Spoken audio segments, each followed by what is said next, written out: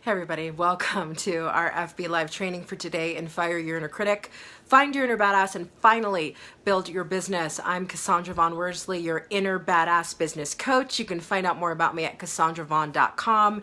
You can also find out more if you are in the private community that we have for aspiring and established entrepreneurs. You can join that community at Facebook.com/groups/Fire Your Inner Critic. All right, today's episode is about possibility.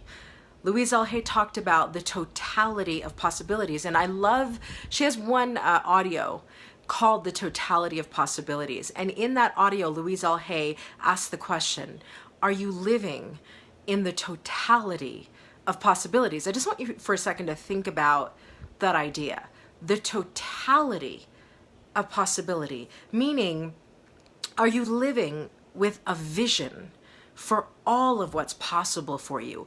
Or are you living with a fractured viewpoint of what you think is probable for you?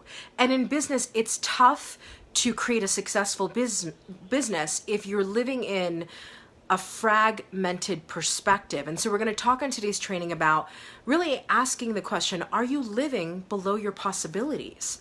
And I want to give you 3 signs that, in fact, you might be living below your possibilities. And I'm also going to talk about how do you stop doing that, because at the very beginning of a business and really throughout the business, you need to be operating from the totality of possibilities. So let's talk about it. I want to begin by saying that possibility is an important term. There is this book called The Art of Possibility by Zander and Zander. It is powerful. Every entrepreneur should read The Art of Possibility. And in the book, Zander and Zander say, it's all invented. Everything that you want, everything that you create, everything that you think you can create, every limitation you put on yourself, it is all invented. So since it's all invented, why would you invent a world where you can't do what you were put here to do? It's a very powerful concept. So it leads us into the idea of you think big, you get big. You think small, you get small. And at the end of the day, what Frank Lloyd Wright said is powerfully true when he says, the thing always happens that you really believe, and the belief in a thing makes it happen. Let me say that again, Frank Lloyd Wright.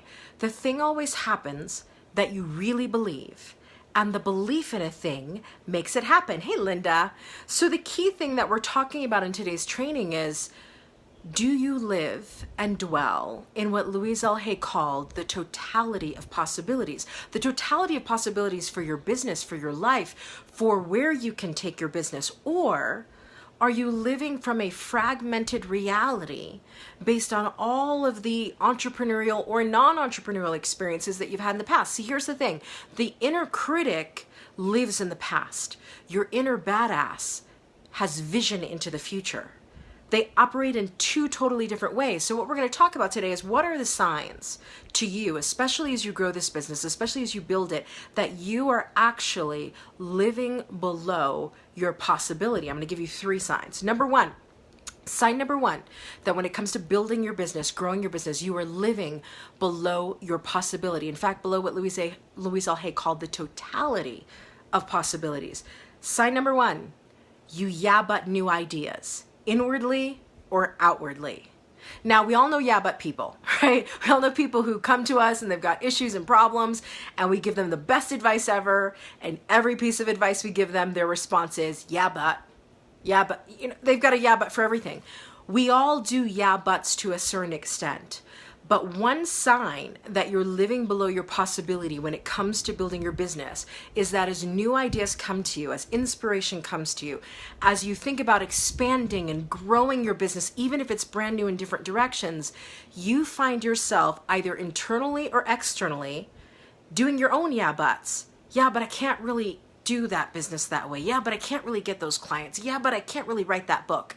If you find yourself yeah-butting yourself, whether it's something you're thinking or it's something that you're doing or it's something that you're outwardly saying, that is a sign that you are living below the totality of your possibilities. So that's sign number 1. You are yeah-butting new ideas inwardly or outwardly. Here's sign number 2, that you are living below the totality of possibilities for you and your business. Sign number 2, you end the day on average. I'm not going to say every day goes like this, but for the most part, you end your days not feeling satisfied, not feeling fulfilled, because in your mind, you gave 80, but you didn't give 100. You went most of the way in terms of your effort in the business, but you didn't go all the way. When you are living and dwelling in the totality of possibilities in your business, you know, every day feels like a marathon and a sprint and a roller coaster all at the same time, and you go to bed tired, but you go to bed fulfilled, and you go to bed satisfied. You know why? Because you look back on that day and you go, I gave it everything I had. Now, maybe you didn't get everything on your to-do list done, but when you give 100% to your business, on average most days, you end up going to bed feeling probably exhausted, but very fulfilled and very satisfied. So a sign that you're not living and dwelling in the totality of possibilities in your business comes when you find that on average, you end most days not feeling that exhausted but fulfilled perspective, not feeling like, man, I gave it everything. I wrote that blog post. I posted on Instagram. I did that FB Live, not feeling like you gave all of you to it on average. And if you find that you're not having most of your days feel that way, again, another sign that you are living below the totality of your possibilities in your business. Here's the third and final sign that I'm going to talk about in today's training. Third sign that you're living below the totality of your possibilities. You feel stuck. The stuck feeling is a sign that you're living below the totality of your possibilities. Not only do you feel stuck, but you know you're stuck. And at the very same time, fear is keeping you from changing anything. So the third sign is multifaceted. You feel stuck, you know you're stuck, but fear is keeping you from making any of the changes that you could make to get unstuck. That is a sign that you're living and dwelling below the totality of your possibilities, because on the one hand, you get that you're stuck and you know it, and on the other hand, the fear of making any of those changes is actually keeping you stuck. So those are three signs that you're living below the totality of your possibilities. Now, when you build a business, when you grow a business, when you expand a business, everybody's going to have a season, more than one season, where you wake up one day and you go, man, when did I start giving 80 to my business instead of 100? Everybody has that. That's going to happen. So what do you do when you realize that you are part of the way into your business, but not all of the way? You are 85% giving of yourself, but not 100%. How do you really step into the totality of possibilities? Let me give you three things you can do. Number one, own where you are. Self-awareness is the beginning of anything. Anything that you want, the first step is always going to be self-awareness. Where am I? How much am I giving? How much do I really believe that the success of my business is possible? Not what I say outwardly, but what truly, when I'm alone by myself, do I believe inwardly about my business? Own where you are. That's step number one, to live and dwell on the totality of possibilities. Step number two, figure out the payoff for being where you are. So once you own where you are, there's a payoff. Everybody has a payoff, right? You look at people and you go, why do they do whatever they do? Why do they show up late to work every day? Why do they cut people off on the road? Why do people gain 50 pounds? There's a payoff for everything that we do. So once you own where you are, and once you figure out what the payoff is, now you got to really ask yourself some questions to get to the payoff. Like, what is keeping me here? Why am I still believing that I can't be successful in this business? Why am I listening to my inner critic? What am I believing about my ability to make this business successful that continues to give me the results that I'm seeing in my business?